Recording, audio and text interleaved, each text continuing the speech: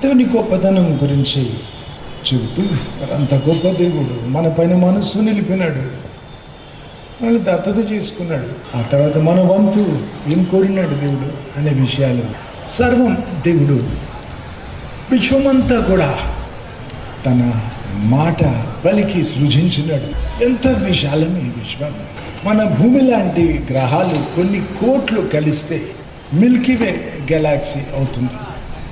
భూమి ఉన్న గెలాక్సీ, ఇటువంటి గెలాక్సీస్ చాలా కోట్లు ఉన్నాయి, మనిషి అంచనాకు మించి ఉన్నాయి. ఈ విశ్వంలో ఉన్న పదార్థం 90% కంటికి కనబడదట. బ్లాక్ హోల్స్ ఉన్నాయి, నక్షత్రాలను మింగేస్తాయి. సరే, ఇంత పదార్థం ఎక్కడి నుంచి వచ్చింది అని అంటారు సైంటిస్టులు. దేవుడు మాట పలికి సృజించినాడు తన ఊపిరి చేత. చాలీళ్ళ నుంచి పరిశోధన చేస్తూ ఉన్నారు. అణువు అంటారు కదా, యాటమ్ని నిలిపేది ఏంటి? ఇంకెన్నో పదార్థాలు ఉన్నాయి యాటంలో, నిలిపేది ఏంటి ఒక యాటమ్ని ఒక దగ్గర అని పరిశోధన చేస్తూ ఈ మధ్యలో కనుగొన్నారు. కొత్త డిస్కవరీ అది కనుగొన్నారు. ఏమని? శబ్దం నిలుపుతుందంట ఒక యాటమ్ని ఒక దగ్గర. దేవుడు మాట పలికి సృజించినాడు కదా. ఇప్పుడు సైంటిస్టులు ఒప్పుకుంటున్నారు శబ్దం నిలబెడుతుంది యాటమ్ని. దేవుని సెలవు లేక ఓ పిచ్చుక కూడా నేలను రాలేదట. కాకి పిల్లలకి ఆకలి అయితే దేవుణ్ణి అడుగుతాయి కదా. మన తల వెంట్రుకలు లెక్క పెట్టుకున్నాడు దేవుడు. మనిషి గురించి దేవునికున్న తలంపులు ఎంత విస్తారం అంటే ఇసుక రేణువుల కంటే విస్తారం అని రాస్తుంది 139వ కీర్తనలో. ఇంకేమన్నమాట, సముద్రం ఒడ్డున ఇసుక, సముద్రం అడుగులు, చెరువులో అంతే, ఎడారులు ఇంకా చాలా ఇసుక. కుప్పేస్తే ఓ మనిషి కొరకు దేవునికున్న తలంపులే విస్తారమట ఆ ఇసుక కంటే. అంత గొప్ప దేవుడు ఇంత ప్రేమిస్తాడు ఒక్కొక్క మనిషిని. మన ఆయుష్కాలం నియమించినాడట. అపొస్తలుల కార్యాలు 17 చదువుతాం. ఒక్కొక్క మనిషి ఆయుష్కాలం నియమించినాడు. మన నివాస స్థలాల పొలిమేర నియమించినాడట. హల్లెలూయా! ఎప్పుడు ఎక్కడ ఉంటాం దేవుడు నియమించినాడట. అంత గొప్ప దేవుడు మనిషి జీవితంలో జరిగే ఈ సూక్ష్మమైన విషయాల గురించి కూడా ఆలోచన కలిగి ఉన్నాడు, కలగజేసుకుంటాడు. మన కాలగతులు ఆయన ఆధీనం కదా. ఇంత గొప్ప దేవుడు మనిషి మీద మనస్సు పెడతాడు. ఎందుకు? దత్తత చేసుకుందామని అనుకున్నాడట. ఎఫెసీ 1వ అధ్యాయంలో 4వ వచనం నుంచి రాసి ఉంటుంది. విశ్వం సృజించక ముందే దేవుడు అనుకున్నాడట మనిషిని దత్తత చేసుకోవాలి. తర్వాత విశ్వం సృజించినాడు. అంటే దత్తత అనే ఈ విషయం విశ్వం కంటే పెద్దది, విశ్వం కంటే ముఖ్యం దేవుని దృష్టికి. దత్తత చేసుకుందామని మనసులో అనుకున్నాడు. అందుకొరకే మన కొరకే సృజించినాడేమో విశ్వం. మనసులో అనుకున్న తర్వాత ఆ దేవుడి దిగి వచ్చినాడు నరరూపులు. ప్రభువైన యేసుక్రీస్తు గురించి ఏమని రాస్తుంది? ఆయన అదృశ్య దేవుని యొక్క స్వరూపే, దైవత్వం యొక్క సర్వ సంపూర్ణత క్రీస్తులో నివాసం అని రాసింది కదా. అచ్చంగా దేవుడే అన్నమాట కదా. అట్లాగే మరి పరిశుద్ధాత్మ అంటే క్రీస్తు యొక్క సర్వ సంపూర్ణత పరిశుద్ధాత్మలో, యేసు యొక్క ఆత్మ అని పరిశుద్ధాత్మ గురించి రాయబడి ఉంది. ఒక దేవుని మొక్కుతున్నాను, దత్తత చేసుకోవాలని మనసులో అనుకున్నాడు. మానవాకారంతో దిగి వచ్చి సిలువలో బలి అయి రక్తం చిందించి చనిపోయి తిరిగి లేచి దత్తత కొరకు మనల్ని సిద్ధపరిచినాడు. పాపక్షమాపణ అనుగ్రహించి పరిశుద్ధాత్మ గురించి రాయబడింది. మనం పొందబోయే స్వాస్థ్యానికి ఆయన సంచకరు అట, డిపాజిట్, అడ్వాన్స్ పేమెంట్ అట. పొందబోయే స్వాస్థ్యానికి పరిశుద్ధాత్మ డిపాజిట్ అయితే మన స్వాస్థ్యం ఏంటి? దేవుడే మన స్వాస్థ్యం. అవును, నిజం, పరలోకం బాగుంటుంది, బంగారు వీధులు, పూల చెట్లు, పండ్ల చెట్లు, సరే. అయితే దేవుడు మన స్వాస్థ్యం. అబ్రహాముతో అన్నాడు దేవుడు దర్శించి అన్నాడు, నేనే నీకు అతి శ్రేష్టమైన అత్యున్నతమైన బహుమానం అని చెప్పినాడు. దేవుడు తనను తాను బహుమానంగా ఇచ్చుకున్నాడు కదా. మనకు కూడా సిలువలో చేయగలిగింది అంతా చేసినాడు. ఇవ్వగలిగింది అంతా ఇచ్చినాడు, ప్రాణాన్ని ఇచ్చినాడు. ఇంకా ప్రేమించాలనిపించింది ఆయనకు. తనను తాను ఇచ్చేసుకున్నాడు, సిలువలో ఇచ్చేసుకున్నాడు. పరిశుద్ధాత్మ ద్వారా మనకు దొరుకుతాడు. అందుకే పరిశుద్ధాత్మ అనే వరము అని రాసింది. ఏమన్నమాట? దేవుడు తనను తాను బహుమానంగా ఇచ్చేసుకోవడం. పరిశుద్ధాత్మ ద్వారా నేను పొందుకుంటాం. యేసు యొక్క ఆత్మ ఆయన వచ్చి మన ఆత్మలో నివాసం ఉంటాడు. పరిశుద్ధాత్మను అనుగ్రహించినప్పుడు నిజమే డిపాజిట్, సంచకరు, ముందు గుర్తు. ఇంకో మాట, పరిశుద్ధాత్మ వచ్చి మనం దేవుని కుమారులమని మన ఆత్మకు సాక్ష్యం ఇస్తాడట. తండ్రి అని పిలవడానికి మనకు ధైర్యం ఇస్తాడు, తండ్రి అని పిలవడం నేర్పిస్తాడు. అందుకొరకు పరిశుద్ధాత్మని ఇచ్చినాడు దేవుడు. దత్తపుత్ర ఆత్మ అని రాసింది కదా. మనసులో అనుకున్నాడు సృష్టికర్త దత్తత చేసుకుందామని. మానవాకారంతో దిగి వచ్చి బలి అయి రక్తం ఒలికించి పాప క్షమాపణ అనుగ్రహించి చనిపోయి తిరిగి లేచినాడు, సిద్ధపరిచినాడు. హెబ్రీ 9:14 రాసి ఉంటుంది కదా, మన మనస్సాక్షిని ఆయన రక్తంతో ప్రోక్షించినాడు, నిర్జీవ క్రియలు విడిచి సజీవుని వెంబడించడానికి. హెబ్రీ 10:14 రాసి ఉంటుంది. ఒక్క అర్పణ చేత పరిశుద్ధపరచబడిన వారిని పరిపూర్ణులుగా తీర్చినాడు అని రాసి సిద్ధపరిచినాడు మనల్ని దత్తత కొరకు. పరిశుద్ధాత్మ ద్వారా దత్తత పూర్తయింది, సంతకాలన్నీ అయిపోయినాయి అన్నమాట కదా. ఎడబాటు ఆయనకు తండ్రి హృదయానికి ఎంత బాధనో చెబుతాను. సిలువ వర్ణన ఇస్తూ సిలువను రక్తం అంతా ఒలికించినాడు కదా. గుండెల్లో ఉన్న ఆఖరి రక్తం చుక్క కూడా ఇచ్చేసినాడు. 39 కొరడా దెబ్బలు కొట్టినప్పుడు పచ్చి తోలుతో చేసిన కొరడా అది. ఇనుము విరగొట్టి దాంట్లో కూర్చిపెడతారు, ఎముకలు విరగొట్టి కూర్చిపెట్టినారు. యుద్ధాలలో రాటు తెలియని ఒక రోమన్ సైనికుడు కొరడా పట్టి బలమంతా పెట్టి కొడితే చర్మం చిట్లిపోయింది, నరాలు తెగినాయి, మాంసం తెగింది ఎముక వరకు. ఈ కొరడాకు ఇనుప ముక్కలు, ఎముక ముక్కలు ఉన్నాయి కాబట్టి మళ్ళీ కొట్టడానికి కసిగా లాగితే మాంసం చీరేసినట్టు అయింది. అక్కడక్కడ అంటుకొని అక్కడక్కడ ఊడిపోయి భూమి దున్నితే పగిలిపోయి విడిపోతుంది కదా, అట్లయింది ఆయన శరీరం, దున్నినట్టు అయింది. ఇంకొన్ని దెబ్బలు పడితే పొట్ట పేగులు బయటపడతాయట.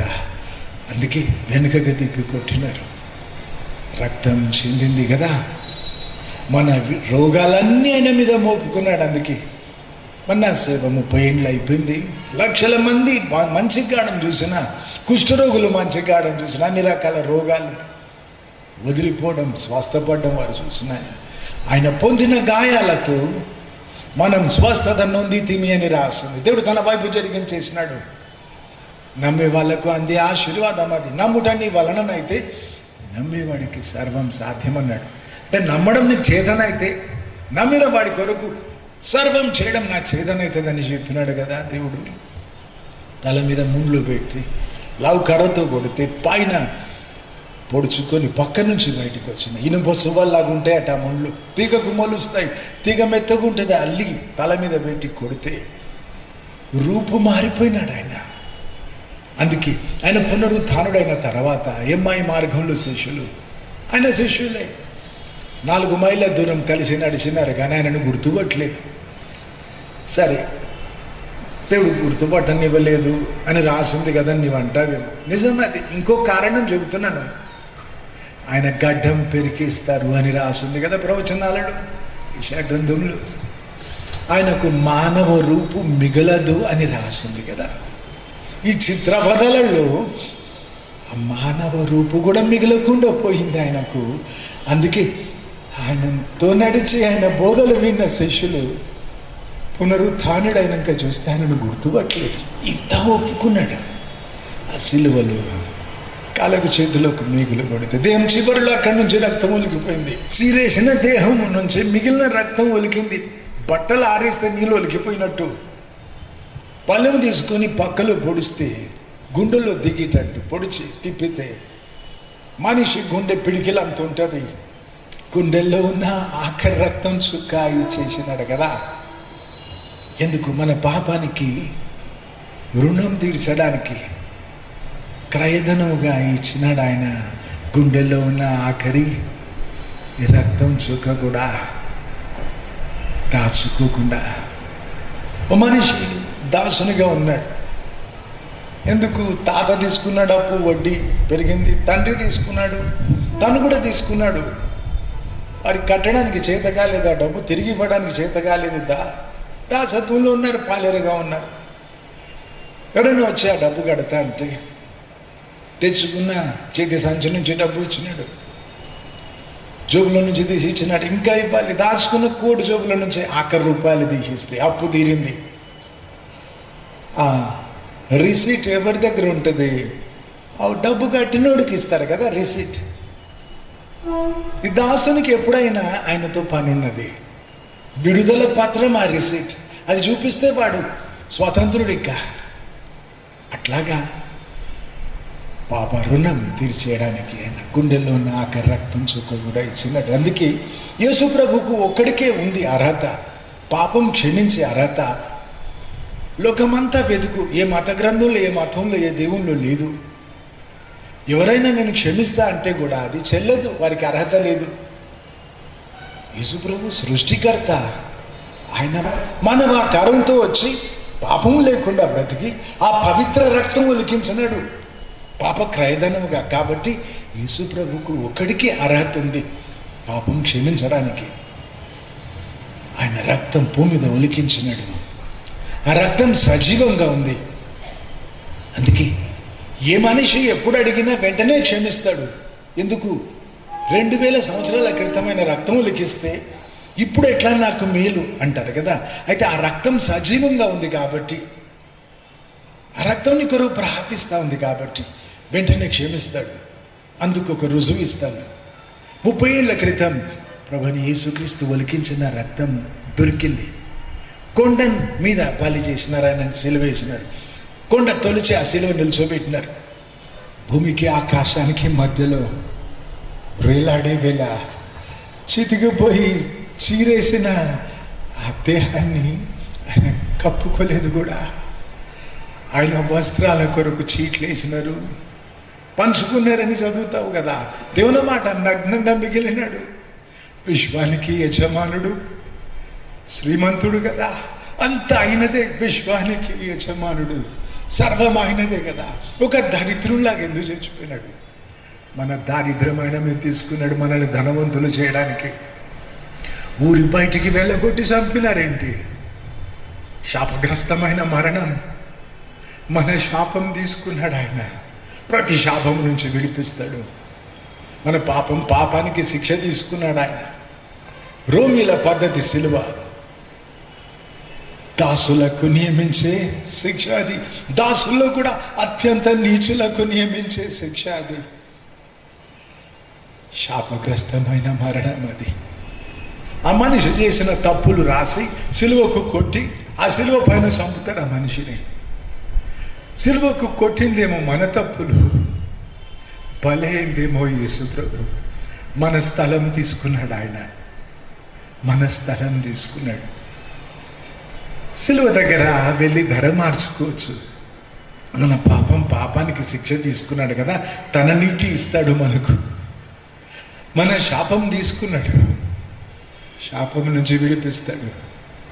మన దారిద్ర్యం తీసుకున్నాడు ఆయన, మనని ధనవంతులు చేస్తాడు. ఒక అర్పణ చేత పరిశుద్ధపరచబడిన వారిని పరిపూర్ణులుగా తీర్చినాడట. యేసు ప్రభులా బ్రతకడానికి కావలసిందంతా ఆయన సిలువలో చేసినాడు. అందుకే సమాప్తం ఆయన అన్నాడు. సిలువ మానవాళికి చెక్. నువ్వు బ్యాంక్లో చూపిస్తే డబ్బు వస్తుంది, నువ్వు తొక్కుతావు పారేస్తావు, నీ తెలియదు కదా. నువ్వు నరకం తప్పించుకోవడానికి, పాప క్షమాపణ పొందడానికి, ఆయన రూపులో మారడానికి, నిత్యం ఆయనతో ఉండడానికి కావాల్సిందంతా సిలువలో చేసినాడు ఆయన.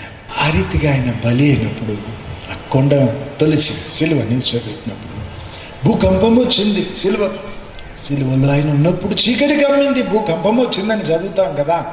భూమి కంపించినప్పుడు ఆ కొండ పగిలింది. 20 ఫీట్లంతా పగిలింది ఆ కొండ. ఆయన రక్తం ఆయన దేహం నుంచి, ఆయన గుండెలో నుంచి జారి, సిలువ నుంచి జారి ఆ కొండ పగిలింది కదా. ఆ కొండలో నుంచి కిందున్న గుహలో పడ్డది. ఆ రక్తం నిబంధన మందసం అక్కడ దాచబడి ఉంటే నిబంధన మందసం మీద పడింది. నిబంధన మందసం అంటే తుమ్మ చెక్కతో చేయబడిన పెట్టె, బంగారం పొదిగినారు దానికి. యూదుల మందిరంలో అది ముఖ్య భాగం. యూదులకు దాసత్వం వచ్చినప్పుడు ప్రవక్త అయిన ఇర్మియా ఆ నిబంధన మందసం గుహలో దాచినాడు. మందిరంలో నుంచి స్వరంగాలు ఉన్నాయట, టనల్స్ ఉన్నాయి. ఆ గుహల్లోకి అట్లా పోయి దాచుంటాడు. ఆ మందసం, నిబంధన మందసం పైన ప్రభువైన యేసుక్రీస్తు రక్తం పడి ఎండిపోయి ఉన్నదట. 30 ఏళ్ల క్రితం అమెరికాకు చెందిన రాన్ వైట్ అనే వ్యక్తికి దేవుడు చూపించినాడట, అక్కడ ఉంది నిబంధన మందసం. ఆయన తవ్వుతూ వెళ్ళి చూసినాడు ఆ మందసం. 4 దేవదూతలు కావలున్నారట. మరి చెప్పినారట, ఆ రక్తం తీసుకెళ్ళి పరీక్ష చేయించు. పరీక్ష చేయించినప్పుడు వాళ్ళు ఏమంటున్నారట, గర్భంలో శిశువు ఏర్పడాలంటే తల్లి వైపు ఎక్స్ క్రోమోసోమ్స్ 23 ఉండాలి, తండ్రి వైపు 23 రావాలి, 46 క్రోమోసోమ్స్ ఉండాలి. అయితే ఆ మనిషి ముద్ర అణువణువులో ఉంటుంది. తన అణువణువులో ఏ అణువు తీసి పరీక్ష చేసినా తెలిసిపోతుంది. యేసు ప్రభు రక్తం పరీక్ష చేసి వాళ్ళు అంటున్నారట, ఈ రక్తం సజీవంగా ఉంది. ముందేమన్నారు, ఎండిపోయిన రక్తం, చచ్చిపోయిన రక్తం. ఈ రక్తం తెచ్చి నువ్వు పరీక్ష అంటా వీలు కాదన్నారట. పరీక్ష చేసినాక వెర్రి వాళ్ళలాగా అరుస్తున్నారట, ఈ రక్తం సజీవంగా ఉంది. ఎవరి రక్తం ఇది అని అడుగుతున్నారట. వారు అంటున్నారట, తల్లి వైపు వచ్చిన క్రోమోసోమ్స్ 23 ఉన్నాయి, తండ్రి వైపు మళ్ళీ 23 ఉండాలి. అయితే ఒకటే వై క్రోమోసోమ్ ఉందట. ఇది మనిషి నుంచి వచ్చింది కాదని చెబుతున్నారట. పరిశుద్ధాత్మ ద్వారా కన్యకకు జన్మించినాడు, పవిత్రంగా జన్మించినాడని ఆయన రక్తం రుజువు ఉన్నది. దేవుడు దాచి ఇన్ని వేల సంవత్సరాలు ఆ వార్త మన వరకు అందించినాడు కదా. ఆయన రక్తం సజీవంగా ఉంది, ప్రార్థిస్తూ ఉంటుంది. అందుకే ఎవరు ఎప్పుడు ప్రార్థించినా వెంటనే క్షమిస్తాడు ఆయన. మనదే ఆలస్యం. ఎడబాటు తండ్రి హృదయానికి చాలా బాధ, ఓర్చుకోలేనంత బాధ. సంతానానికి దూరం ఉండడం దేవునికి తాలుకోలేనంత బాధ. మట్టితో మనిషిని చేసి ఊదినాడట, జీవాత్మ అయినాడు మనిషి. మనలో ఉంది దేవుని ఊపిరి, ఆత్మ అంటాం కదా. నువ్వు చూడు, దేవుడు నిత్యుడు కదా, ఆత్మకు కూడా చావు లేదు. నీకు అర్థం కావలేదు, దేవునికి చెందింది.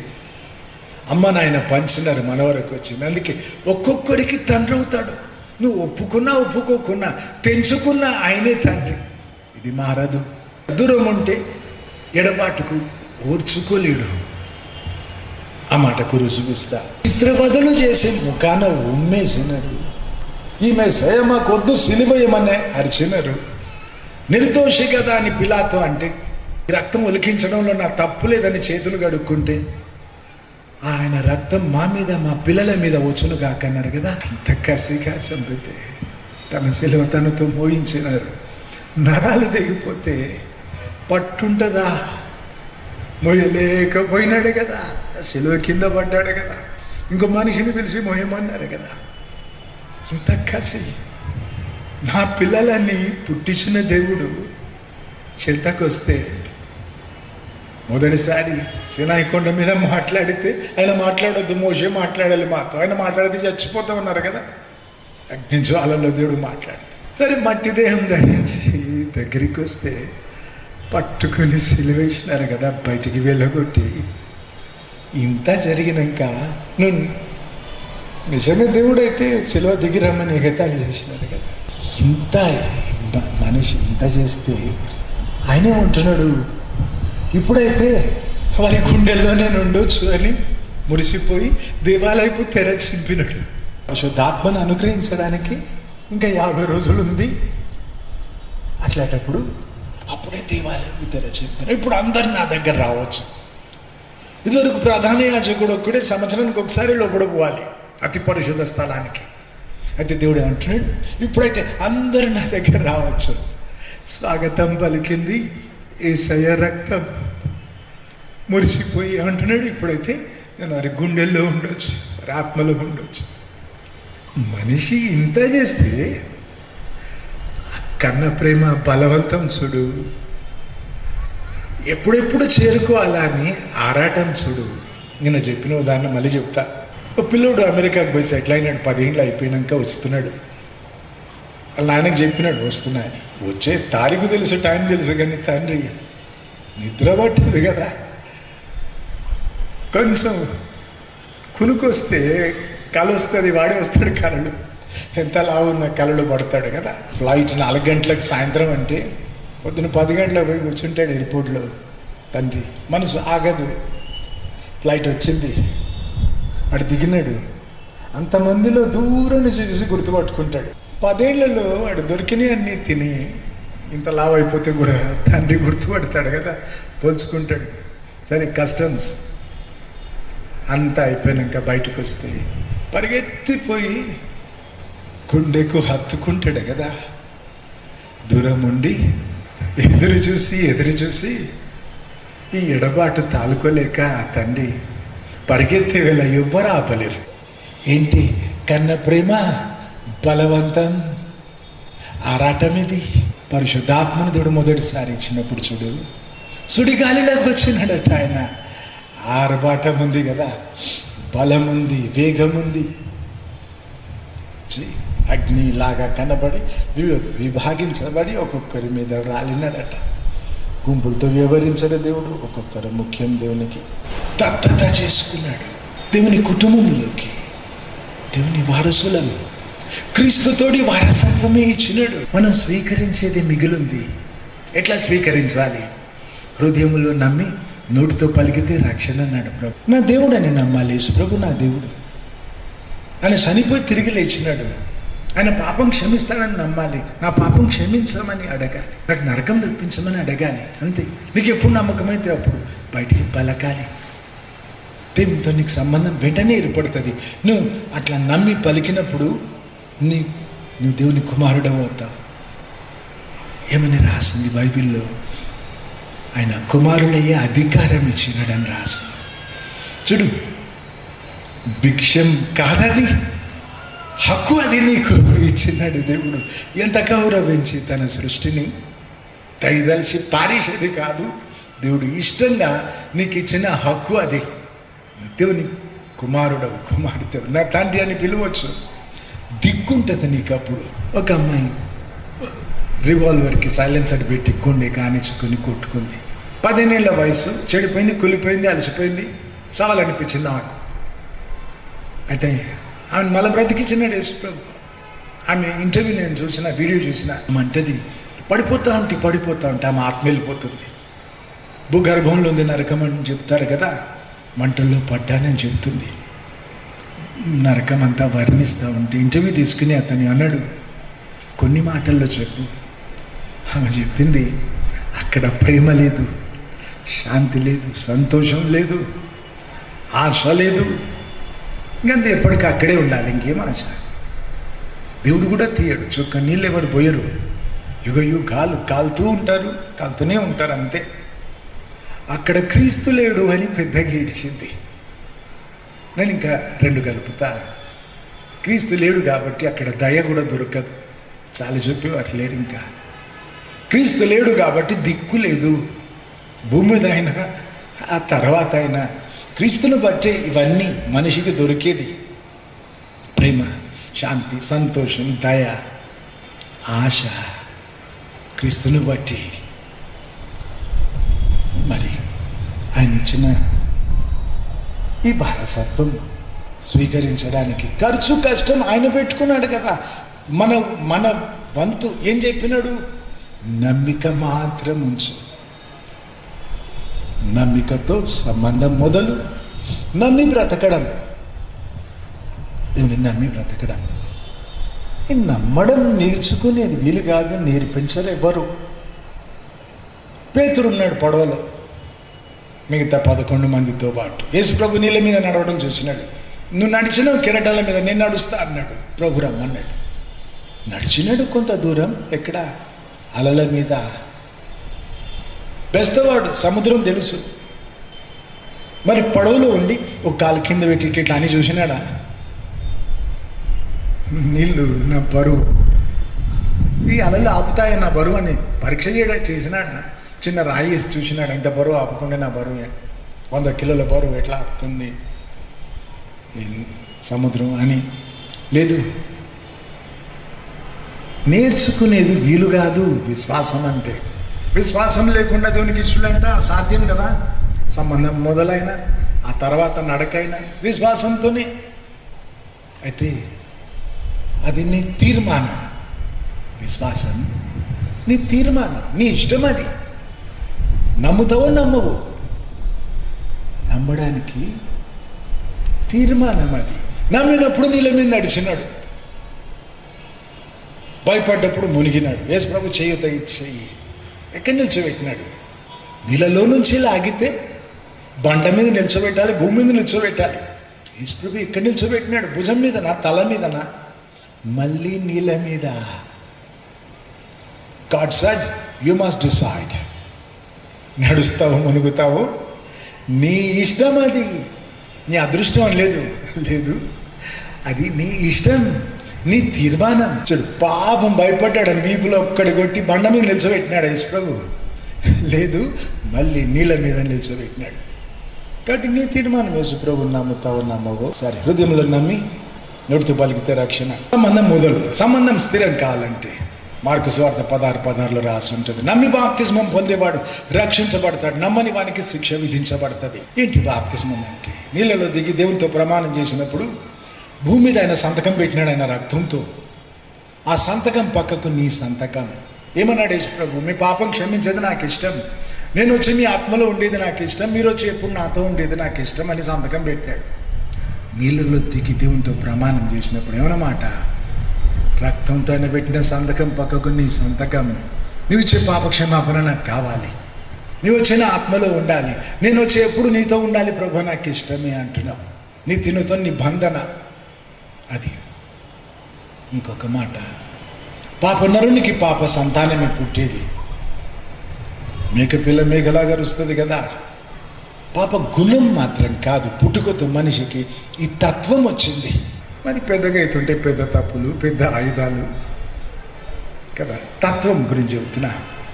అయితే బాప్తిస్మంలో యేసు ప్రభు ఈ పుట్టుక నుంచి వచ్చిన ఈ తత్వం తీసేసి తన తత్వం ఇస్తాడు, తన స్వభావం, ఆయన శక్తి ఇస్తాడు ఆయనలా బ్రతకడానికి.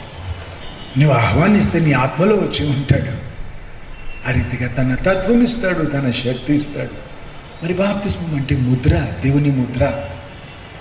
సరే, ఒక ఆమె నర్స్ వచ్చి ఇప్పుడే బాప్తిస్మం ఇవ్వంటుంది.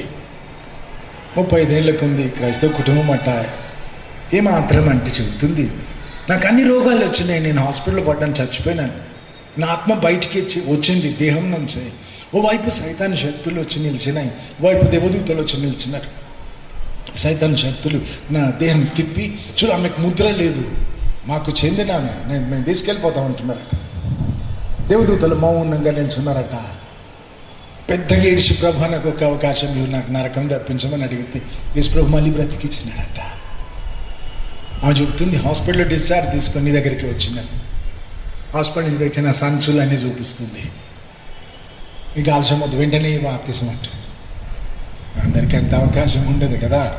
నమ్మి బాప్తిసం పొందేవాడు రక్షించబడతాడు, నమ్మని వానికి శిక్ష విధించబడుతుందని దేవుడు అన్నాడు. ఆ మాటకు తిరుగులేదు. ఇంత దేవుని ప్రేమ, దేవుని కుమారులయ్యే హక్కు పొందాలంటే, స్వీకరించాలంటే హృదయంలో నమ్మి నోటితో పలకాలైనాక నమ్మి బాప్తిస్మం పొందమన్నాడు కదా దేవుడు. అపొస్తలుల కార్యాలు 17, 24, 25 వచనాలలో సర్వం విశ్వమంతా దేవుడు సృజించినాడు కాబట్టి ఊపిరిచ్చేవాడు, అందరికీ అన్నీ ఇచ్చేవాడు కాబట్టి ఆయనకేదో అవసరం ఉన్నట్టు మనుషులను అడగాడు అని రాసి, చేతులతో కట్టబడిన దేవాలయాల్లో దేవుడు ఉన్నాడు. విశ్వమే సరిపోదు ఆయనకు, ఆయన సృష్టి ఆయనను పట్టదు, సరిపోదు. అందుకే చేతులతో కట్టిన గుడులలో దేవుడు ఉండడు. ఆయనకి ఏదో కొదువైనట్టు, అవసరం ఉన్నట్టు మనుషులను అడగడు. ఏం కోరినాడు మన నుంచి? మన ప్రేమ మాత్రమే కదా. అయితే నిన్నటి రోజు మరి ఈరోజు కొంచెం చెప్పినా కదా, ఎంత గొప్ప దేవుడు, ఎంత మనల్ని ప్రేమిస్తాడు, మన మీద మనసు నిలిపినాడు కదా. దత్తత చేసుకోవాలనుకుంటే మనుషులు సరిపోరు. ఆదాము సంతానం, ఆదాం నమ్మక ద్రోహం చేసినాడు, తిరగబడ్డాడు. కాబట్టి మనల్ని నమ్మొద్దు, ఆదాం సంతానాన్ని. మరి దేవదూతల్ని దత్తత చేసుకోవచ్చు కదా, వారు పరిచారకులట, మనం కుమారులమట.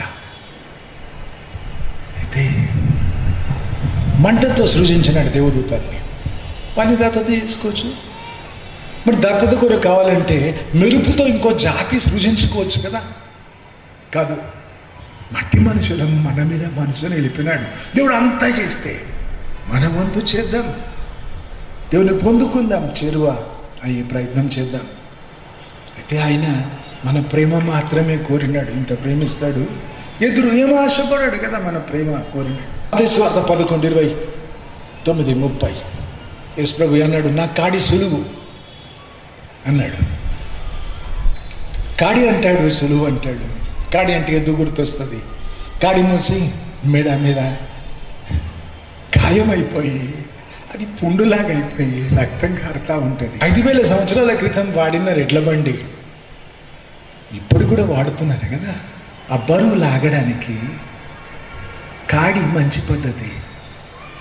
ఆ ఎద్దును వెనకాల వచ్చి నెట్టమన్నా కష్టమే. ఈ బరువు అంతా ఎద్దు మీద పెట్టినా చచ్చిపోతుంది కదా. కాబట్టి ఆ బరువు మోయడానికి కాడి సులువైన పద్ధతి. కాబట్టి 5,000 సంవత్సరాల నుంచి అది మారలేదు ఈ పద్ధతి. అయితే యేసు ప్రభు అన్నాడు, కాడి అంటాడు, సులువు అంటున్నాడు. అంటే మనకు బాధ్యత ఇచ్చినాడు, ఒక పని అప్పచెప్పినాడు. మన నుంచి దేవుడు ఏం కోరుతాడో చెబుతున్నాను ఈరోజు ముఖ్యంగా. నా కాడి సులువు అన్నాడు.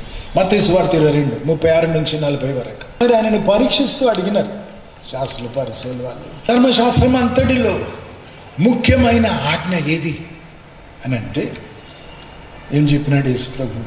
పూర్ణ హృదయం, పూర్ణ ఆత్మ, పూర్ణ వివేకంతో నీ దేవుణ్ణి ప్రేమించాలి. ఇది మొదటి ఆజ్ఞ. రెండవది కూడా దీని వంటి ఆజ్ఞ. అంటే మొదటి స్థలంలో ఉన్న 2 ఆజ్ఞలు అన్నమాట. నిన్ను వలె నువ్వు పొరుగు వారిని ప్రేమించమనే ఆజ్ఞ. ధర్మశాస్త్రం, ప్రవక్తల లేఖనాలన్నీ కూడా ఈ 2 ఆజ్ఞల పైననే ఉన్నాయి. ఈ స్తంభాలలాగా. ఏమంటున్నాడు? నీ పూర్ణ హృదయం, పూర్ణ ఆత్మ, పూర్ణ వివేకం, ఇంకో చోట రాసి ఉంటుంది, పూర్ణ బలంతో కూడా దేవుని హత్తుకోవాలి, దేవుని ప్రేమించాలి. యోబు గ్రంథంలో 1వ అధ్యాయం 9-11 వరకు సైతాన్ వచ్చి యోబు గురించి ఏమంటున్నాడు దేవుని దగ్గర? యోబుకు నువ్వు అన్నీ ఇచ్చినావు, ఐశ్వర్యం ఇచ్చినావు, కంచేసినావు, చేతి పనులు దీవిస్తున్నావు, కాబట్టి ఆయన నిన్ను ప్రేమిస్తున్నాడు. అంటే సైతాన్ ఏమంటున్నాడు? నిన్ను కాదు యోబు ప్రేమించేది, నువ్వు ఇచ్చే ఆశీర్వాదాలను. పలికింది సైతాను కదా, మాటకు విలువెంత అని కొట్టి పారేయలేదు దేవుడు. నిజమా?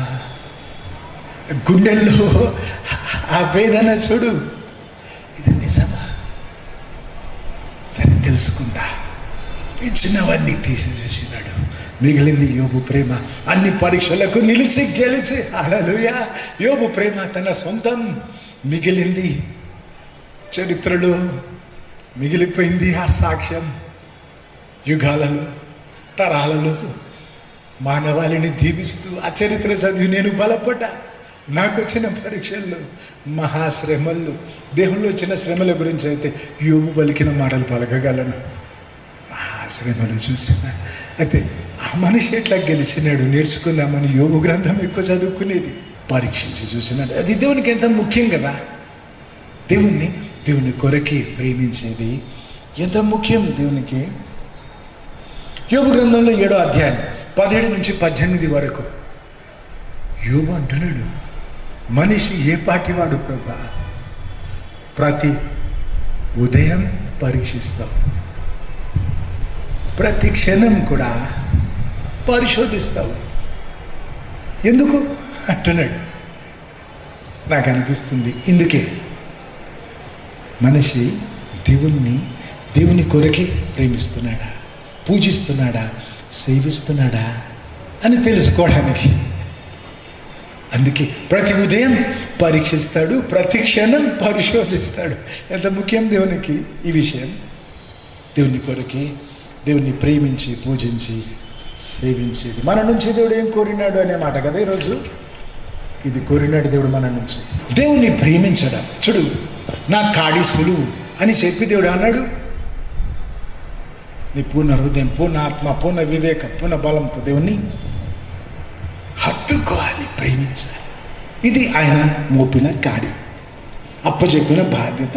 ఇది మన నుంచి దేవుడు కోరే విషయం, అంతే. సరే, నువ్వు దేవుణ్ణి ప్రేమిస్తే అది వేరనుకో, చెట్టుకు వేరనుకో. అప్పుడు నువ్వు నీ తలంపులతో, ఆలోచనలు, నీ మాటలతో, నీ క్రియలతో, నీ బ్రతుకుతో దేవుణ్ణి మహిమపరుస్తావు. ఇది ఫలం. వేరు లేకుండా చెట్టు ఉంటుందా?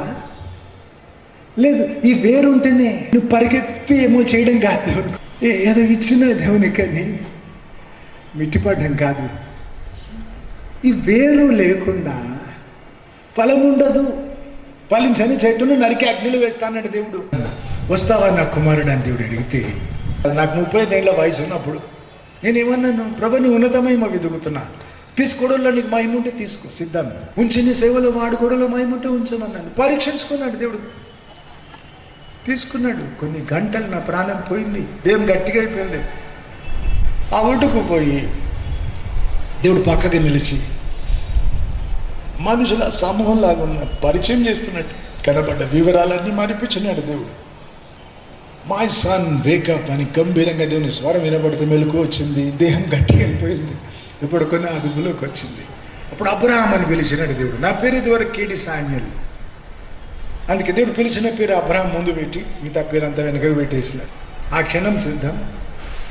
పోయిన సంవత్సరం హెక్సా నేను నా కారు నడుపుతుంటే, సతనపల్లి నుంచి వెళ్తుంటే లారీ నడిపి అతను కొనికి నా మీదకి వచ్చేసింది వెహికల్.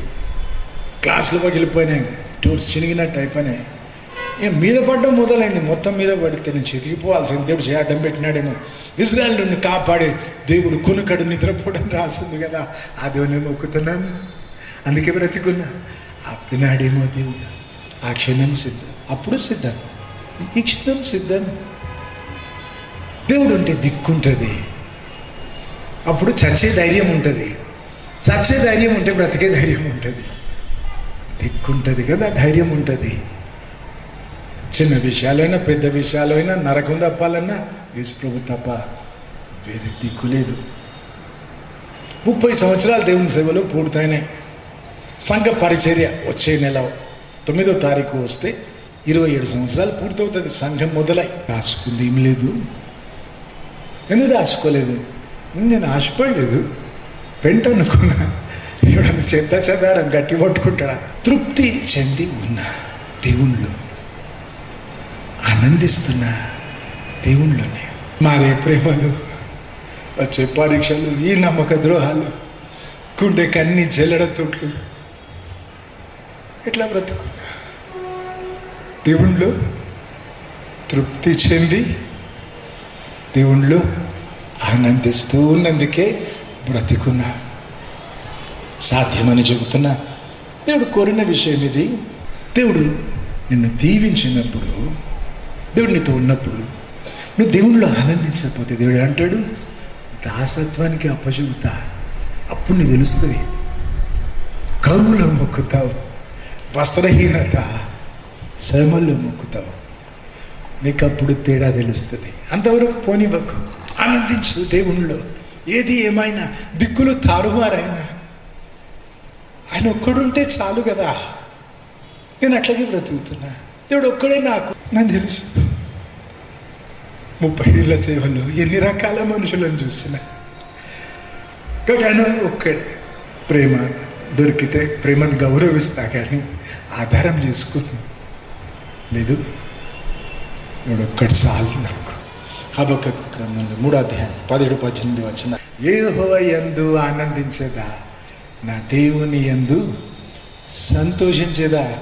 ఏం లేకున్నా, అంజురపు చెట్లు కాయకుంటే కూడా, ద్రాక్షలు ఫలించకపోతే కూడా, ఉలువ చెట్లు పంట రాకున్నా, వరి పంట, ఆ పంట, ఈ పంట ఏది చేతికి రాకున్నా, సాలలో పశువులు లేకున్నా, గొర్రెలు లేకున్నా, నా దేవుని యందు ఆనందించేదా? యెహోవా యందు ఆనందించేదా, నా దేవుని యందు సంతోషించేదా. యెహోవా యందు ఆనందించేదా, నా దేవుని యందు సంతోషించేదా. అన్ని పోగొట్టుకున్న యోబు ముఖం నేల మీద పెట్టి అన్నాడు, నగ్నంగా వచ్చినా నగ్నంగా వెళ్తా, దేవుడు ఇచ్చినాడు, దేవుడు తీసుకున్నాడు, ఈ మహిమ కలుగునగా. ఎంత మంచి పాఠం నేర్పినాడు. తన సంతోషం దేవుళ్ళు, ఆ బ్రతుకు సారాంశం తెలిసిపోయింది అక్కడ. దెబ్బలాకి తమ దగ్గర పరిగెత్తి వస్తారు కదా పిల్లలు. ఆస్తి పోయింది, పిల్లలు 10 మంది ఒక్కసారి చచ్చిపోయినారు. ఏం చేసినాడు? దేవుణ్ణి మొక్కినాడు. వేరే దిక్కు లేదు ఆయనకి. అడిగితే చెబుతున్నా, మనుషుల దేవుడు లేకుంటే వేరే దిక్కుందా, వేరే గతి ఉందా మనకు? ఆయన ఒక్కడే కదా మనకు. ఏది ఏమైనా దేవుణ్ణి ప్రేమించి, దేవుని పూజించి, దేవుని సేవించాలి. దేవుణ్ణిలో తృప్తి చెంది దేవుణ్ణిలో ఆనందించాలి. మానవ కోటికి ఇదే విధి అన్నట్టు చెబుతున్నాను. ఈ మానవ నైజం గురించి చెబుతున్నాను. అన్నీ ఇచ్చే దేవుని మరిచి దేవుడిచ్చిన వాటితో మిగిలిపోతారు కదా, వాటి పూజతో.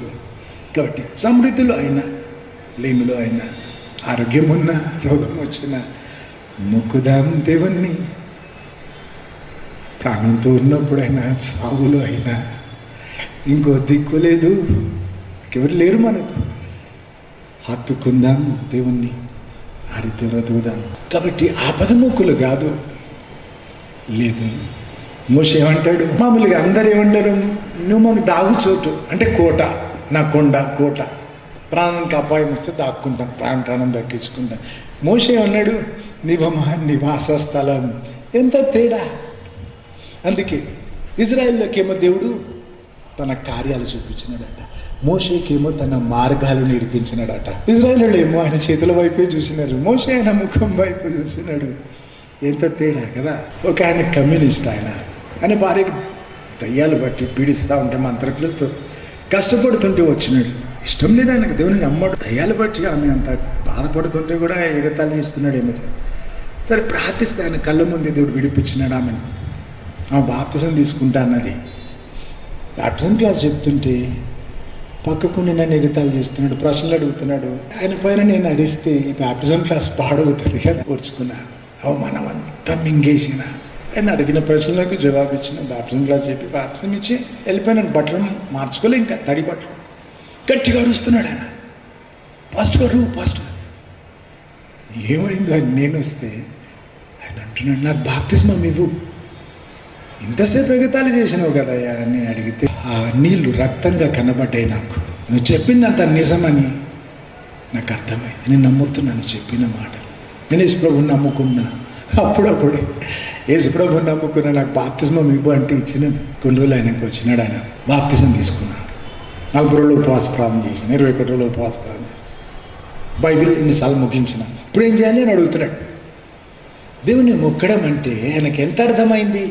అదో ఇదో చేయాలి, చేస్తూ ఉండాలి, సదా బిజీగా ఉండాలి అనుకుంటున్నాడు కదా.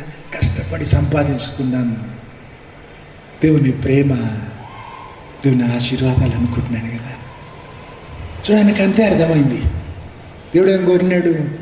నీ ప్రేమ కోరినాడు, నీ పొందు కోరినాడు, నీ స్నేహం, నీ సహవాసం కోరినాడు కదా. ఈ తేడా ఈరోజు నువ్వు గుర్తుపడితే చాలు. నాకు దేవుడు ఏం కోరినాడు మన నుంచి అనే విషయం, మన ప్రేమ కోరినాడు, మన సహవాసం, మన స్నేహం, మన పొందు కోరినాడని చెప్పదలిచిన ఇన్ని మాటల్లో. ఎంత కష్టపడి ఏదో చేస్తే అంత ఆత్మీయంగా ఎదుగుదలనుకుంటున్నాడు ఆయన. He thought it was progress. ఎదగాలంటే ఆత్మీయంగా ఇంకేమో ఇవ్వాలి దేవునికి, లేదా ఇంకేమో చెయ్యాలి. దేవుణ్ణి సమీపించాలి, పరిచయం పెంచుకోవాలి, ఇంకా చేరువు కావాలి. దేవుడు స్నేహితునిగా మాట్లాడినాక మోషే అన్నాడు, నీ మహిమ అంతా చూస్తా అన్నాడు కదా. బాధ్యతలు అప్పచెప్పినాడు దేవుడు. ఎందుకు? దేవుణ్ణి మనిషిని ఉద్ధరిస్తామని కాదు, బాధ్యతలు అప్పచెప్పి మనల్ని మార్చుకుంటాడు. దేవుణ్ణి మంచిగా ప్రేమించడం నేర్చుకుంటా ఉంటే అప్పుడు మనుషుని ప్రేమించగలుగుతాం కదా. యెషయా 29 13వ వచనంలో దేవుడు అంటున్నాడు, వట్టి పెదవులతో మొక్కుతున్నారు, హృదయం దూరం ఉంది, మనుషులు నేర్పిన మాటలను బట్టి పద్ధతుల ఆచారాల ప్రకారం నన్ను మొక్కుతున్నాను. నొచ్చుకున్నాడు దేవుడు. అరతులమంతా అనుకో దేవుని ఎడల ప్రేమ నీ సొంతంగా ఉండాలి. దేవుని కొరకు రోషం సొంత పుట్టాలి. నేర్పేది కాదు, నీకు అప్పిచ్చేది రాదు. ఇంత ప్రేమ కొంచెం ఉంటే దేవుడు ఉంచి పెంచుతాడు. ఆకాశాన్ని అంటే జ్వాలగా అయితే మొదలైతే నీతోనే, నాకు కొంచెం అయితే నీ సొంతం. యెషయా 1వ అధ్యాయం 11-14 వరకు దేవుడు అంటున్నాడు, నా మందిరం ఆవరణంలోకి అసలు ఎందుకు వచ్చినా చూడరమ్మన్నాడు అంటున్నాడు. దేవుడు చెప్పినవన్నీ వాళ్ళు చేస్తున్నారు. మందిరంలో వచ్చి బలులు అర్పిస్తున్నారు, పండుగలు చేస్తున్నారు, పద్ధతులన్నీ ఆచరిస్తున్నారు. దేవుడు ఏమంటున్నాడు, నేను ఓర్చుకోలేని బాధ ఇది, మీ పండుగలు అంటే నాకు ద్వేషం అంటున్నాడు. అసలు ఎవరు రమ్మన్నారు నా మందిరంలోకి? దేవుడు చెప్పిన ఏ చేస్తున్నారు కదా, దేవుని ప్రేమించకుండా చేస్తున్నారు. మనుషుల ఎడల ప్రేమ గురించి ఏమని రాసింది, కాల్చబడ్డానికి నువ్వు శరీరం ఇస్తే కూడా ప్రేమ లేకుంటే వ్యర్థుడవు. అంటే ప్రేమ లేకుండా కూడా కాల్చబడ్డానికి శరీరం ఇచ్చేది వీలు ఉంది.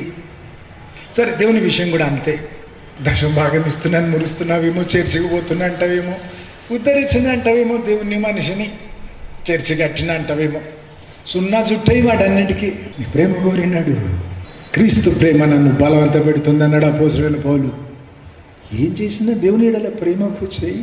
ప్రేమ ఇంధనం కావాలి నీకు, దేవుని ఎడల ప్రేమ. క్రీస్తు ప్రేమ నన్ను బలవంత పెడుతుంది. ఇంకేమైనా బలవంతమా? ఏం చేసినా దేవుని ప్రేమించి చేద్దాం. కీర్తనలు 37:4 నువ్వు దేవునిలో ఆనందిస్తేనట నీ హృదయవాంఛలు దేవుడు తీరుస్తాడట. దేవునిలో ఆనందించడం ఎట్లాగా? కీర్తన 42 మొదటి 2 వచనాలు, దుప్పి నీటి వాగుల కొరకు ఆశపడినట్లు ప్రభా నా ప్రాణం నీ కొరకు తృష్ణగా ఉంటున్నది. దప్పిక అంటే ఎవడని చెప్తాడా నీకు? హలో నీళ్ళు తాగిపో, అవసరమా? ఎండాకాలం వాడు నీళ్ళు ఎన్ని తాగుతాడంటే వాడికి ఎంత దాహమైందో అంతా కదా. దేవుని కొరకు ఆశ అంతే కదా. దుప్పి నీటి వాగుల కొరకు ఆశపడినట్లు నా ప్రాణం నీ కొరకు తృష్ణగా ఉంటుంది. ఎప్పుడెప్పుడు దేవుని కలుసుకుంటానే అని ఎదురు చూస్తున్నా అంటాడు కదా. నిర్గమకాండం 19:4-5 వచనాలు దేవుడు అంటున్నాడు, ఐగుప్తులో నేను చేసిన కార్యాలు మీరు చూసినారు. అద్భుతాలు చేసి వారి పక్షంగా పోట్లాడి ఐగుప్తును నాశనం చేసి దేవుడు వారిని బయటకు తెచ్చినాడు. గుర్తు చేసేమంటున్నాడు, పక్షిరాజు రెక్కల మీద మోసినట్టు నేను మోసి ఎక్కడ తీసుకెళ్ళినాడు? నా చెంతకు తెచ్చుకున్నా అంటున్నాడు దేవుడు. ఆయన రక్తంతో నిన్ను విమోచించి నీ పాపం క్షమించి ఏం చేసినాడు? ఆయన చేరువకి, ఆయన చెంతకు తెచ్చుకున్నాడు, దత్తతకు సిద్ధపరిచినాడు. ఇందాక చెప్పుకున్నా, పక్షిరాజు రెక్కల మీద మోసినట్టు మోసి నా చెంతకు తెచ్చుకున్నాను అన్నాక దేవుడు ఏమంటున్నాడు?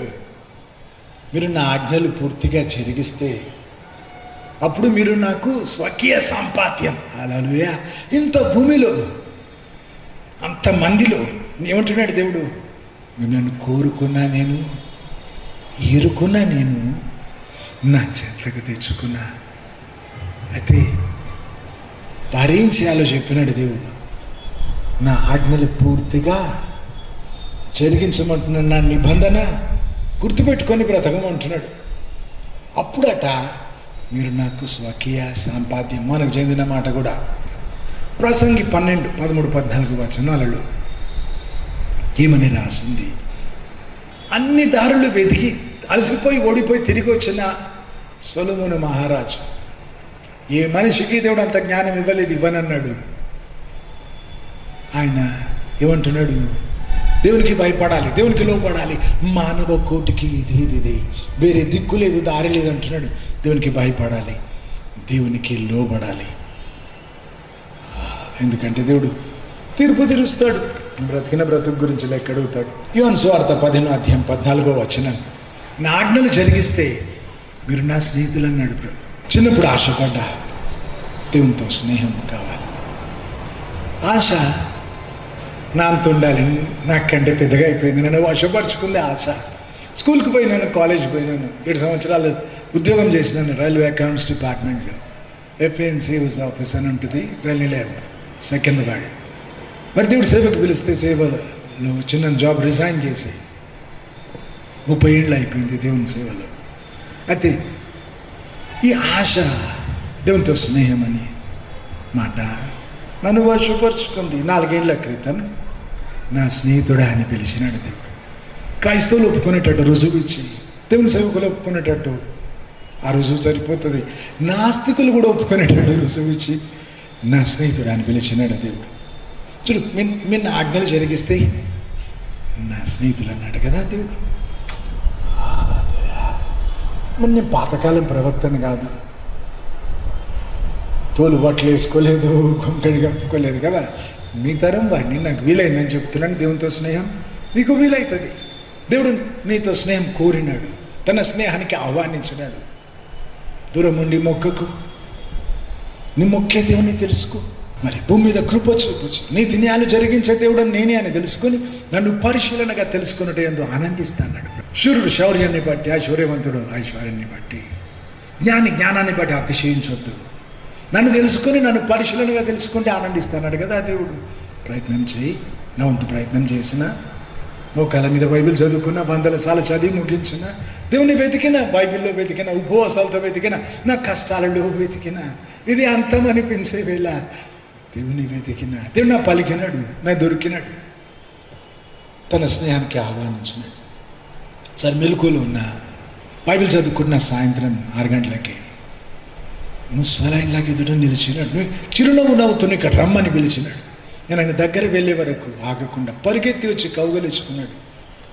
వీపులో నిమురుతూ నేను నీకు నేర్పిస్తాను. నేను అప్పుడు అదే ప్రార్థిస్తున్నా, నీ సేవలు ఎట్లా ముందుకు సాగాలి నాకు నేర్పించు ప్రభా. వచ్చి నీకు నేర్పిస్తాన్నాడు, అదృశ్యుడు అన్నాడు. అప్పుడు తెలిసింది వచ్చింది దేవుడని. 10 సంవత్సరాలు నీ అంత ఆనందిస్తున్నా అన్నాడు. నా ప్రేమ లోతులు నీకు తెలుపుతా అన్నాడు. రోజు అనుకోకుండా 4 స్థలాల్లో ఒకటే రోజు డేట్ ఇచ్చినాను ఉపవాస ముగింపులకి. అంత ముందు రోజు బోయినపల్లిలో పెద్ద మీటింగ్ జరిగింది. మధ్యరాత్రి అయిపోయింది, అందరి కొరకు ప్రార్థించి వస్తాయి. సత్యం గారు కూడా ఫ్రంట్లో కూర్చున్నాడు. డ్రైవింగ్ చేస్తున్నా, జహీరాబాద్, బీదర్, గట్టుపల, తర్వాత నల్గొండ 4 స్థలాలు వెళ్ళాలి. కునుకొచ్చి నా తల స్టీరింగ్ మీద అనుకుని ఉందంట. ఒక్కోసారి 15 నిమిషాలు జిగ్జాగ్ పోతుందంట, కానీ రోడ్డు దిగడం లేదు. రోడ్డు దిగితే ఏ పొలంలోనూ ముళ్ళకంప బావిలో పడతాం కదా. అప్పుడు అయ్యగారు అన్నారు, ఇంకెప్పుడు నువ్వు నడిపితే నేను కూర్చోను, నా కారు కొనుక్కొని నేను నడుపుకోను. వెనకాల వచ్చే వాళ్ళు పెద్ద హార్న్ కొట్టి చచ్చిపోతావు, పక్క కాపుకో, పడుకో అని చెప్పినారు. అయితే ఆ రోజు 3 స్థలాల్లో ఉపవాసం ముగింపులు అయిపోయాక 4వ స్థలానికి పోతుంటే ఒక్కసారి గాఢ నిద్రలా కమ్ముకొని దేవుని స్వరం వినిపించింది గంభీరంగా. ఓ చిన్నటి దేవుడు అని అర్థమైంది. ఆ రోజు కనిపించలేదు. మనుషులన్నీ ఈ రీతిగా ప్రేమిస్తే నీ ముందు నడుస్తా, నువ్వు బ్రతికున్నంత కాలం అని చెప్పినాడు. నీ సేవ జరుగుతుంది నా రాకడ వరకు అని చెప్పినాడు. ఒక 3 నెలలు ఎక్కువ ప్రార్థించి అడిగిన, రాజుల ముందు నడుస్తారు కదా ప్రభా, నువ్వు రారాజు నా ముందు నడుస్తా అంటే ఏం చేయాలండి, నేను ఏం కోరినావు నా నుంచి అని నిస్సహాయంగా అడిగిన. అంటే నీ పొందు కోరినా అని చెప్పినాడు. అంతే అట. హల్లెలూయా. స్నేహం కోరినాడట. అంతే కదా, ఎవరి నుంచి అయినా అంతే కదా. ఒకసారి దేవుని సేవలో 20 ఏళ్ళు పూర్తయినాక ఓ వ్యక్తికి అప్పుడే నేర్పుకున్నాను, కొంచెం దేవుని ప్రేమించి ఇక చేసే కొంచెం ప్రయత్నాలు చూసి, ఏమనుకున్నావు దేవుడు అంటే భిక్షకుడు కాడని అరిచి చెప్పిన. మిగిలింది ఇస్తావా దేవునికి? మిగిలింది ఇచ్చేది భిక్షమెత్తుకునేవాడికి కదా. కొంచెం నీ ప్రేమ, కొంచెం నీ టైం, కొంచెం దేవుని వెతికేది. అట్లా కాదు దేవుని మొక్కేది. ఇంకెప్పుడు నీకు దేవుని గురించి నేర్పను అని వెలగొట్టిన అరిచి రక్తం అంతా ఉడికిపోతుంది. అప్పుడు గంభీరంగా స్వరం వినిపించింది, భిక్షకుడను కాను. ఉలికిపాడి స్వరం వచ్చిన దిక్కు చూస్తే తలుపు పక్కకు ఎవరో నిలిచినట్టు నీడ కనబడుతుంది. తలుపు కింద కొంచెం గ్యాప్ ఉండింది. నీడ కనబడుతుంది, స్వరం వినబడుతుంది, భిక్షకుడను కాను, నీ తండ్రిని నీ పొందు కోరి వచ్చిన, నీ ప్రేమ కోరి వచ్చిన. భయం పుట్టింది. 5 గంటలు పాటలు పాడుతూ దేవుని ఆరాధిస్తూ అడిగిన, వచ్చింది నీవేనప్పుడు, నేను విన్నది నీ స్వరమా, మరి ఏం చేయాలి ఇప్పుడు? తెల్లవారి చెప్పినాడు దేవుడు. బైబిల్ చదువుకుంటా ఉంటే, ఇప్పటి నీ ప్రేమతో తృప్తి చెందిన గొప్ప చేయబోతున్నా నిన్ను, ఇప్పటిలా ప్రేమిస్తావా అప్పుడు కూడా అని అడిగినాడు. ఇంత సృష్టిలో ఇంతమందిలో ఒకడు ప్రేమ ముఖ్యమట. ఆ ప్రేమ మారకుండా ఉండేది అవసరం అన్నట్టు అడుగుతున్నాడు. పెళ్ళైన కొత్తలో భార్య అడుగుతుంది, కొత్తగా ఉన్నప్పుడు ప్రేమిస్తున్నావు, పాతగా అయినాక ప్రేమిస్తావా? ఆమెకు అవసరం. పిల్లల్ని ఎత్తుకొని ఆడిస్తూ ఒరే పెద్దగైనాక నన్ను పెంచుతావు రా అని అడుగుతాడు కదా. ఆ తల్లిదండ్రులకు అవసరం వాడు ప్రేమించేది. దేవునికి ఏం అవసరం? ఇంకో 1,000,000 మందిని సృజించుకోగలడు, ఆయనకి అన్నీ ఇచ్చేవాడు. ఏం అవసరం లేదు, ఆయనకి ఏం అడగాడు మనిషి నుంచే కదా. నా ప్రేమ మారకుండా ఉండేది, అదేదో ఆయనకు అవసరం అన్నట్టు అడుగుతాడేంటి? కన్నీళ్లతోనే సమర్పణ చెప్పినా కానీ నాకు అంతు చిక్కని మాట. హల్లెలూయా. ప్రేమ కోరినాడు కదా, ప్రేమ మారకుండా ఉంటుందా అని అడిగినాడు కదా. కీర్తనలు 34:8 రుచి చూసి తెలుసుకున్నది యెహోవా ఉత్తముడని. చూడు, రుచి దొరికింది మనకు సృష్టిలో, దాని శక్తి కనబడుతుంది కదా. భూమి గురించి ఆలోచించు. భూమి లాంటి గ్రహం ఇంకొకటి దొరకలేదు. ఇన్ని దాదాపు 200 సంవత్సరాల నుంచి వెతుకుతున్నారు సైంటిస్టులు. భూమి లాంటి గ్రహం ఇంకోటి దొరకలేదు. It is fine tune for life. మనిషి భూమి మీద ఉండడానికి దేవుడు చాలా జాగ్రత్తగా సృజించినాడు. మేఘాలట, పొత్తిగుడ్డలట. పుట్టిన బిడ్డకు బట్టలు ఉతుకపోద్దని తల్లి చాలా ఉతికి ఉతికి బాధగైపోయిన బట్టలు పెడుతుంది కదా. పొత్తిగుడ్డలు అంటే అవి. భూమికి మేఘాలు పొత్తిగుడ్డలట. ఎంత అద్భుతంగా సృజించినాడు దేవుడు మనిషిని. నిజం, భూమి యొక్క అగాధ స్థలాల్లో విచిత్రంగా నిర్మించిన ఆయన రూపులు చేసుకున్నాడు. సృష్టిలో మన రుచి దొరికింది. దేవుని రుచి చూసి తెలుసుకోవాలి కదా. సిలువలో ఆ ప్రేమ రుచి దొరికింది. ఆగొద్దు, ఇంకా సమీపిద్దాం దేవుని. దేవుడు ఇచ్చే ఆశీర్వాదాలని ప్రేమిస్తే అది విగ్రహారాధనలాగా. కాబట్టి దేవుడు ఏం కోరినాడు అంటే ప్రేమించమన్నాడు. సారాంశం అది. దేవుళ్ళు ఆనందించమన్నాడు. అందుకంటే ఏమడిగినాడు? లూకా సువార్త 14:26-27 దేవుడు కోరిన విషయం అక్కడ కట్టి కొట్టి తెచ్చి అన్నట్టు రాసింది. లోకం కంటే దేవుని ఎక్కువ ప్రేమించాలి. లోకం అందించే వాటన్నిటికంటే దేవుని ఎక్కువ ప్రేమించాలి. మనుషులందరికంటే దేవుని ఎక్కువ ప్రేమించాలి. నీ సొంత ప్రాణం కంటే కూడా దేవుని ఎక్కువ ప్రేమించాలి. అప్పుడు నువ్వు శిష్యుడు అట. ఇది మర్చిపోతారు క్రైస్తవులు, దేవుని సేవకులు కూడా. మొదటి స్థలం దేవునికి అనే మాట మర్చిపోతే బ్రతుకంతా తారుమారు. చస్తే పోయితే నరకం. ఆత్మరక్షణ కాపాడుకోరదా? ఇది నీ కనీస ధర్మం. దేవునికి మొదటి స్థలం. దేవుడు ఏలాలి నీ జీవితంలో. పరిశుద్ధాత్మతో నడిపించబడాలి. దేవుని కంటే ఎక్కువగా నీవు ఎవరినైనా ప్రేమిస్తే, ఏ వస్తువునైనా ప్రేమిస్తే తీసేస్తాడు దేవుడు. కొత్తనా అబ్రాహాముకు చెప్పలేదు ఆ కత్తెత్తమని? త్వరకు పోనివ్వకు. బుద్ధి తెచ్చుకుంటే మంచిది. దేవుని క్షమాపణ అడిగితే మంచిది. బ్రతుకు మార్చుకుంటే మంచిది. నా బ్రతుకు క్రమపరచు ప్రభు అని అడుగు. విగ్రహారాధన వదిలిపెట్టి ఇంకో విగ్రహారాధన మొదలు పెడతావా? పిల్లల్ని పూజ చేస్తావా? దేవుడు ఇచ్చిన ఉద్యోగాన్న, దేవుడు ఇచ్చిన ఐశ్వర్యాన్న నా పాత్రుడు కాడంటాడు కదా దేవుడు. దేవుడు అప్పగించిన సేవను ప్రేమిస్తావా? అది విగ్రహారాధన అవుతుంది. దేవుణ్ణి తెలుసుకుంటూ సమీపిస్తూ దేవుని సేవ చేయి. నేను సేవ ఆరంభంలో ఏదో దేవుని ఉద్ధరించిన అన్నట్టు పరిగెడుతుంటే దేవుడు ఆపి చెప్పినాడు, నీకు సేవ అప్పచెప్పి నిన్ను మార్చుకుంటున్నట్టు నాకు చెప్పినాడు.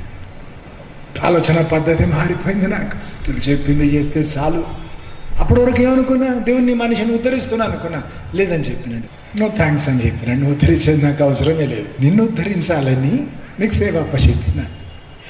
కానీ దేవుని మర్చిపోయి, దేవునితో సావాసం, సమయం, స్నేహం మర్చిపోయి సేవ చేస్తున్న పరుగులు పరుగులు, పిచ్చి పరుగులు. అది ఎట్లుంటుంది? కోడిని గోసి పారేసినాక అది కొట్టుకుంటే తలకాయ లేకుండా చాలాసేపు కొట్టుకుంటుంది. అట్లా అవుతుంది. దేవునితో స్నేహం చేయకుండా దేవుని సేవ దండగైపోతుంది. బ్రతుకు సేవ అంతా దండగవుతుంది. నీ ద్వారా దేవుణ్ణి తెలుసుకున్న వాళ్ళు నీలాగా మారుతారు, అంటే చెడిపోతారు అన్నమాట. మొదటి స్థలం దేవునికి.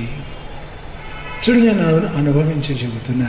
నీ పొందు కోరిన, సూటిగా అడిగిన, ఏం చేసినా తక్కువే, రుణం తీర్చుకోలేము.